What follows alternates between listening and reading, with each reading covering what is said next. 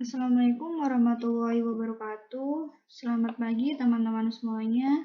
Saya Septianda Putri berkesempatan di sini untuk menyampaikan materi mengenai jenis-jenis anggaran sektor publik. Materi ini disusun oleh Sepia Andanda Putri, yaitu saya sendiri dengan teman saya Laila Nurilita.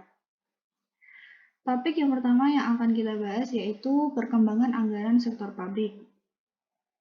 Secara garis besar, terdapat dua pendekatan utama dalam perencanaan dan penyusunan anggaran sektor publik yang memiliki perbedaan mendasar, yaitu yang pertama anggaran tradisional atau anggaran konvensional, yang kedua pendekatan baru yang sering dikenal dengan pendekatan New Public Management. Anggaran tradisional. Anggaran tradisional merupakan pendekatan yang banyak digunakan di negara berkembang saat ini. Terdapat ciri-ciri pendekatan ini yaitu cara penyusunan anggaran yang didasarkan atas pendekatan inkrementalis, struktur dan susunan anggaran yang bersifat item, cenderung sentralistis, bersifat spesifikasi, tahunan, menggunakan prinsip anggaran bruto. New Public Management atau NPM. Model New Public Management berfokus pada manajemen sektor publik yang berorientasi pada kinerja, bukan berorientasi kebijakan. Salah satu model pemerintahan di era New Public Management adalah model pemerintahan yang diajukan oleh Osborne dan Gabler tahun 1992, yang tertuang dalam pandangannya yang dikenal dengan konsep reinventing government. Perspektif baru pemerintah menurut Osborne dan Gabler tersebut adalah pemerintah katalis, yaitu fokus pada pemberian pengarahan bukan produksi pelayanan publik. Yang kedua, pemerintah milik masyarakat, yaitu memberdayakan masyarakat daripada melayani. Yang ketiga, pemerintah yang kompetitif, yaitu menyuntikkan semangat kompetisi dalam pemberian pelayanan publik. Yang keempat, pemerintah yang digerakkan oleh misi, yaitu mengubah organisasi yang digerakkan oleh peraturan menjadi organisasi yang digerakkan oleh misi. Yang kelima, pemerintah yang berorientasi hasil, yaitu membiayai hasil bukan masukan.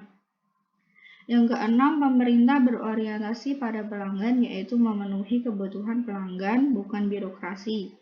Yang ketujuh, pemerintah wirausaha, yaitu menciptakan pendapatan dan tidak sekedar membelanjakan.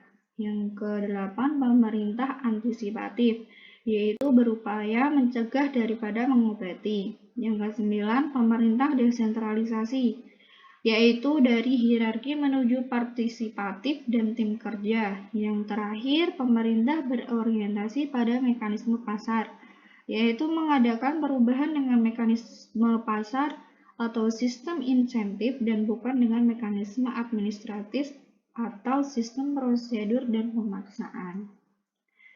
Selanjutnya, perbandingan anggaran tradisional dan anggaran berbasis pendekatan MPM. Anggaran tradisional bersifat sentralistis, berorientasi pada input, tak terkait dengan perencanaan jangka panjang, line item dan inkrementalis, batasan departemen yang kaku. Gunakan aturan klasik, yaitu FOD accounting. Prinsip anggaran bruto bersifat tahunan dan spesifik, sedangkan New Public Management bersifat desentralisasi dan default management, berorientasi pada input, output, dan outcome, utuh dan komprehensif dengan perencanaan jangka panjang, berdasarkan sasaran kinerja, lintas departemen, zero-based accounting, planning, program budgeting system, sistematik dan rasional, dan bottom-up budgeting. Selanjutnya, perubahan pendekatan anggaran. Seiring dengan perkembangan zaman, muncul beberapa teknik penganggaran sektor publik. Misalnya, yang pertama, teknik anggaran kinerja atau performance budgeting, yang kedua zero-based budgeting atau ZBB, yang ketiga planning, programming, and budgeting system atau PPBS. Pendekatan baru dalam sistem anggaran publik tersebut cenderung memiliki karakteristik umum sebagai berikut. Yang pertama, komprehensif atau komparatif. Yang kedua, terintegrasi dan lintas departemen. Yang ketiga, proses pengambilan keputusan yang rasional. Yang keempat, berjangka panjang. Yang kelima, spesifikasi tujuan dan perankingan prioritas. Dan selanjutnya, analisis total cost dan benefit, berorientasi input, output, dan outcome. Yang terakhir, adanya pengawasan kinerja. Anggaran kinerja. Anggaran dengan pendekatan kinerja sangat menekankan pada konsep value for money dan pengawasan atas kinerja output. Sistem anggaran kinerja yaitu sistem yang mencakup penyusunan program dan tolak ukur kinerja sebagai instrumen untuk mencapai tujuan dan sasaran. Mencakup pada penentuan unit kerja yang bertanggung jawab atas pelaksanaan program, serta penentuan indikator kinerja yang digunakan sebagai tolak ukur dalam mencapai tujuan program yang telah ditetapkan. Zero-based budgeting.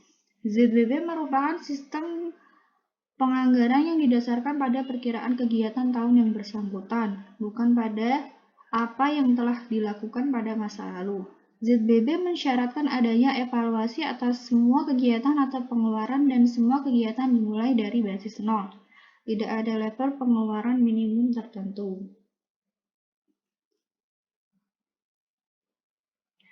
Proses implementasi ZBB. Identifikasi unit-unit keputusan. Penentuan paket-paket keputusan. Di antaranya paket keputusan mutually eksklusif, paket keputusan inkremental. Yang terakhir, meranking dan mengevaluasi paket keputusan. Keunggulan ZBB itu pertama, dapat menghasilkan alokasi sumber daya secara lebih efisien. Fokus pada value for money, mempermudah untuk mengidentifikasi terjadinya inefisiensi dan ketidakefektifan biaya, meningkatkan pengetahuan dan motivasi staf dan manajer, meningkatkan partisipasi manajemen level bawah dalam proses penyusunan anggaran, merupakan cara yang sistematik untuk menggeser status quo dan mendorong organisasi untuk selalu menguji alternatif aktivitas dan pola perilaku biaya serta tingkat pengeluaran. Kelemahan ZBB. Prosesnya memakan waktu lama, terlalu teoritis dan tidak praktis, cenderung menekankan manfaat jangka panjang. Implementasi membutuhkan teknologi yang maju, meranking dan mereview merupakan pekerjaan yang melelahkan, membutuhkan staf yang memiliki keahlian yang mungkin tidak dimiliki organisasi. Kelemahan lainnya dari ZBB itu memungkinkan munculnya kesan yang keliru bahwa semua paket keputusan harus masuk dalam anggaran, dan implementasi ZBB menimbulkan masalah kepribadian dalam organisasi. Planning, Programming, and Budgeting System atau PPBS. PPBS merupakan teknik penganggaran yang didasarkan pada teori sistem yang berorientasi pada output dan tujuan dengan penekanan utamanya adalah alokasi sumber daya berdasarkan analisis ekonomi. Proses implementasi PPBS.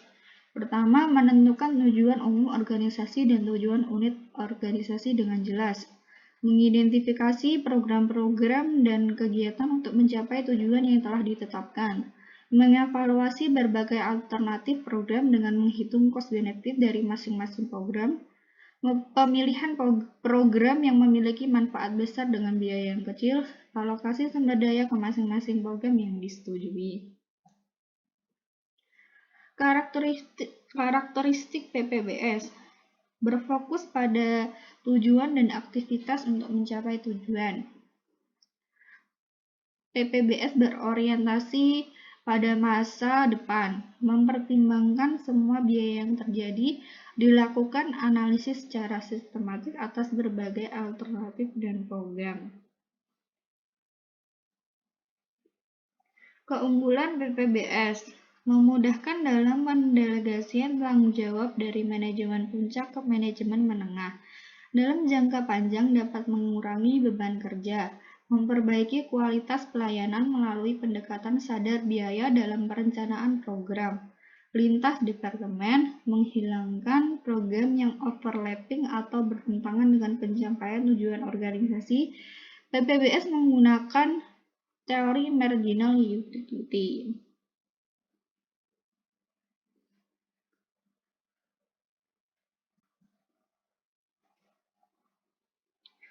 Kelemahan PPBS.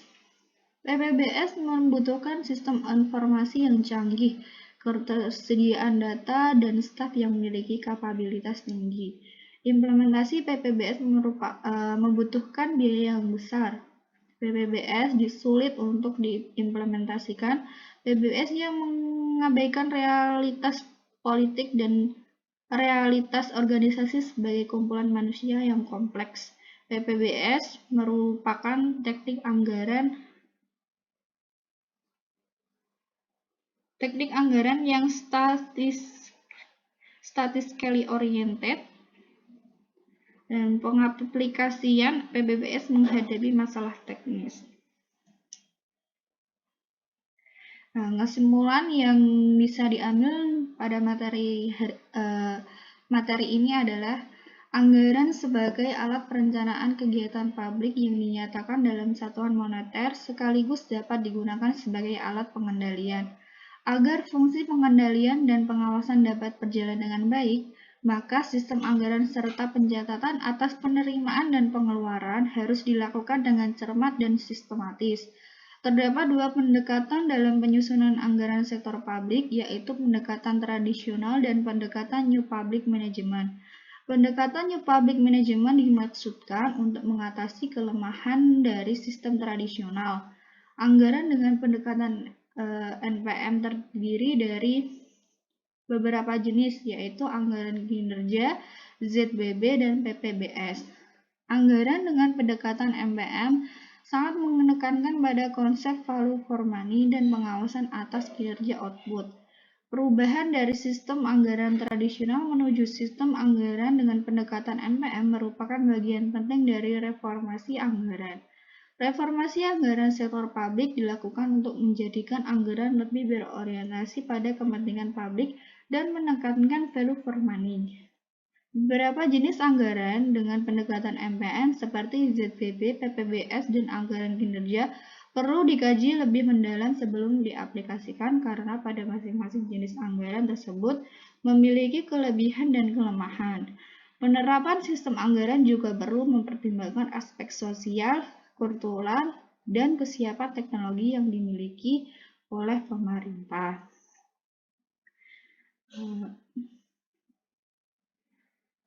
Demikian akhir presentasi saya, semoga bermanfaat untuk kita semua. Kurang lebihnya saya mohon maaf. Jika ada pertanyaan, silahkan besok hari ini diajukan di WA Group. Terima kasih. Wassalamualaikum warahmatullahi wabarakatuh.